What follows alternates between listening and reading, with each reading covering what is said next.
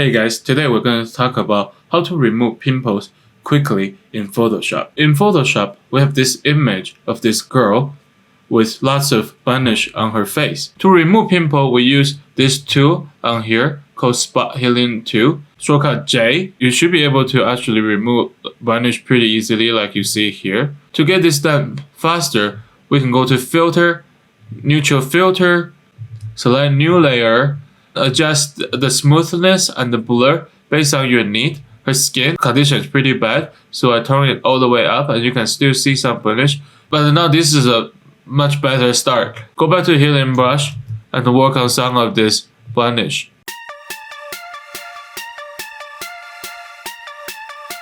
Once you get to a pretty good spot, you go to the mask and turn it into the mask because the filter kind of blur out some of the details. So like regular brush, then just erase out the part that didn't need the filter. Now you can see that this image is much cleaner and it didn't take us all that much time. So that's it. I hope that this video has helped you. If it does, please give me a like and subscribe. I will see you guys in the next video.